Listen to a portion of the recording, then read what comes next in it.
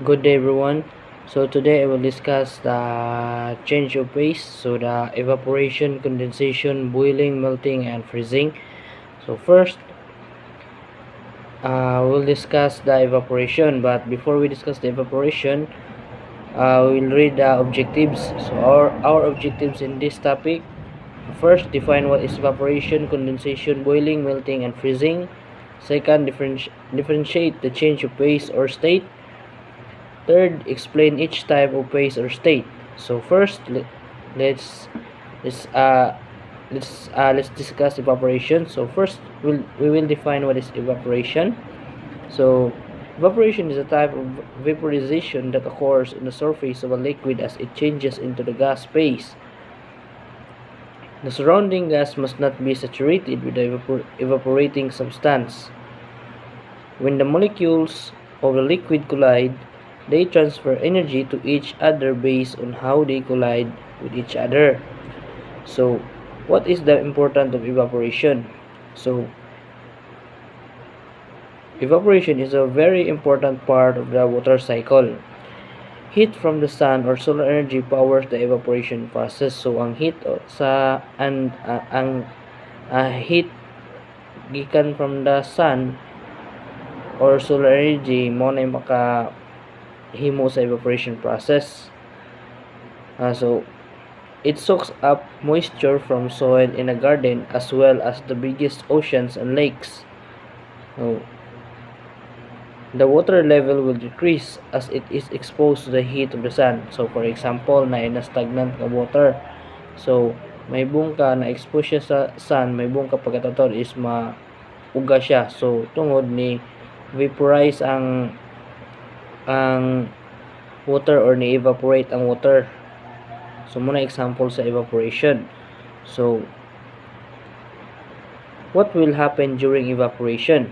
So evaporation happens when a liquid substance becomes a gas. When water is heated, it evaporates. So just like what I said, so if ang water is na-expose sa heat from the sun or solar energy, so that's the time ang water is mo turn into gas, then evaporate siya. So the molecules move and vibrate so quickly that they escape in the atmosphere as molecules of water vapor. They stay in the atmosphere, affecting humidity or the amount of moisture in the air. So what is an example of evaporation? So evaporation happens when a liquid changes into gas. So it is part of the water cycle. So one common example of evaporation is the steam rising from a hot cup of coffee. So this heat rising out of the cup helps the coffee to cool down. So as you see in your screen, so naa ko'y tulo ka picture. So ang first picture is sa ocean, so evaporation.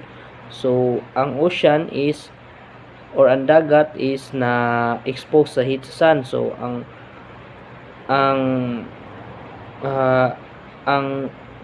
water, so na-expose mo siya sa heat sa sun, so mo na time nga ni evaporate siya kay ang water is ang part niya is turn into gas. Some water is turn into gas, so that's why ni evaporate siya kay tungod na-expose siya sa sun. So third is naghalay ka og sanina. So for example, ni uga basa siya ni kan expose siya sa sun. So mo nang ang ni uga ang sina katungod ang tubig ana niya nga nahumol ang sanina is ni kuan ni evaporate, so turn to gas. So third picture is mo ning example sa evaporation sa daily life nato. So makita diri nga water molecules ni saka. So ang tawagan niya is water vapor. So ang sun is na expose ang water so sun, so mo na siya ang ni-increase ang temperature, so mo nang ni water vapor ni himo og evaporation. So next is condensation. So what is condensation? Condensation is the change of the physical state of matter from the gas phase into the liquid phase. The word most often refers to the water cycle. So, condensation is the process by which water vapor in the air is changed into liquid water. Condensation is the opposite of evaporation. So, ang condensation is ang opposite siya sa evaporation. So, kung ang kung ang evaporation is mo saka siya turn into gas, ang kuan na pod, ang condensation na pod is mo go down na pod siya. So what is the example of the condensation? So common example of condensation are dew forming on the grass in the early morning, eyeglasses fogging up when you enter a warm building on a cold winter day, water drops forming on a glass holding a cold drink on a hot summer day. So next is condensation occurs when water droplets from dew to cooling air. So as you see in your screen, so naa ko example. So first is ang grass dew forming on grass in the early morning. So mao ni siya mahibong kang magbasa siya or maghamog. And next picture is ang baso. Dayon next is ang window.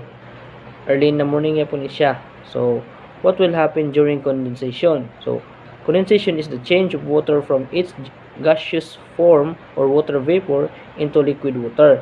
Condensation generally occurs in the atmosphere when warm air rises, cools, and loses its capacity to hold water vapor.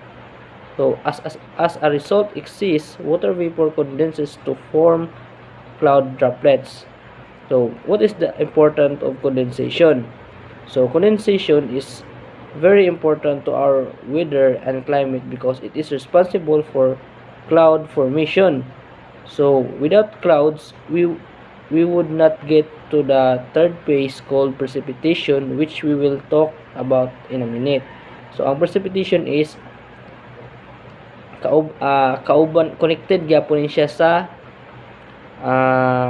evaporation condensation. So dili may mong precipitation if wala ang condensation and evaporation. Okay, next topic is boiling. So first, let's define what is boiling. So boiling is a rapid vaporization of a liquid which occurs when a liquid is heated to its boiling point. The temperature at which the vapor pressure of the liquid is equal to the pressure exerted on the liquid by the surrounding atmosphere. So what will next is what will happen during boiling. So when boiling occurs, the more energetic molecules change to gas and spread out and form bubbles. So ang example ni is kanang mag-init ka og init tubig mo na example sa boiling. So this rises to the surface and enter the atmosphere.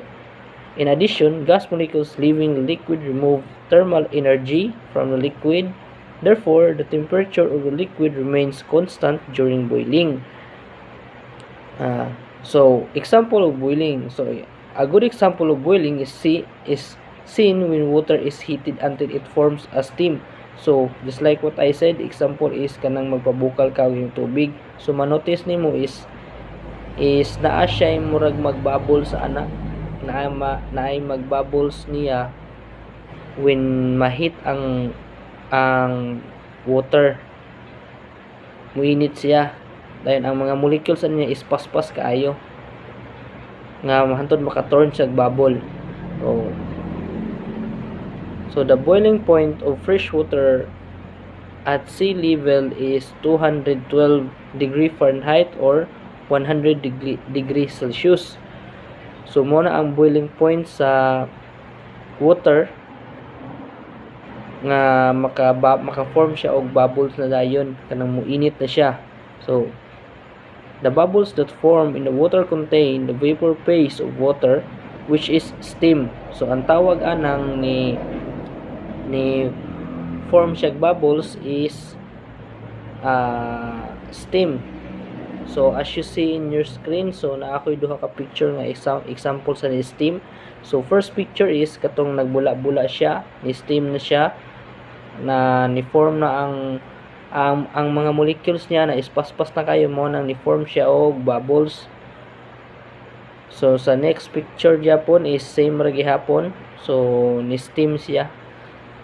So next, what is the importance of boiling? So in the kitchen, boiling is cooking food at a relatively high temperature, or 212 degrees in water or some other water-based liquid. So in kitchen is need jud ni ang mag boiling. For example, mag-init ka og sabaw, sampol kanang mga bahaw nga mga sabaw. So ato nang pabukalan or initon. So when liquids boil, bubbles caused by water vapor rush to the surface of the liquid and pop. So next, it's a vigorous process that works best for sturdier foods. So ang example ni, just like what I said, is kanang for example na ay mga bahaw nga mga pagkaon. So pwede na to na siya gamitan o magboiling. For example, inito na to inana para makaon pa na to. So anything delicate can get damaged. So makakos pud siya og damage if for example malaphawan ka kay init man kaya siya. So next is melting.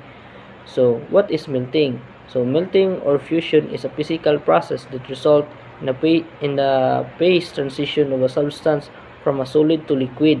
This occurs when the internal energy of the solid increases, typically by the application of heat or pressure, which increase the substance's temperature to the melting point. So if ang kuan is, or example na ay solid siya, for example ice cube. So pag ma-reach ang melting point, kaya na-expose siya sa heat, so ma-melt siya, malanay. So next, what will happen during melting? So melting is a process that causes a substance to change from a solid to liquid. Melting occurs when the molecules of a solid speed up enough that the motion overcomes the attraction so that the molecules can move past each other as a liquid. So next, what is the importance of melting? So the melting point is an important physical property of a compound. So the melting point can be used to identify a substance and as an indication of its purity. The melting point of solid is defined as the temperature at which the solid exists in equilibrium with its liquid under an external pressure of 1 atmosphere. So example of melting. So in ice cube, melting into liquid water is a familiar example of the process. So just like what I say kaganiya, is an example is ice cube. So if ang ice cube is ma-expose siya sa heat, then moabot siya sa iyang melting point, so ang ma-result niya is malanay siya. So munang mo balik siya sa water. So next, so as you see in your screen is muna example sa melting. So ice cube ang isa ka picture, first picture, then ang isa is ice cream.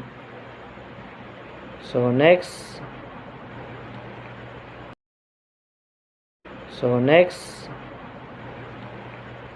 is freezing. So what is freezing? So freezing is a phase transition where a liquid turns into a solid when its temperature is lowered below its freezing point. Freezing means the solidification phase change of a liquid or the liquid content of a substance, usually due to cooling. So what will happen during freezing?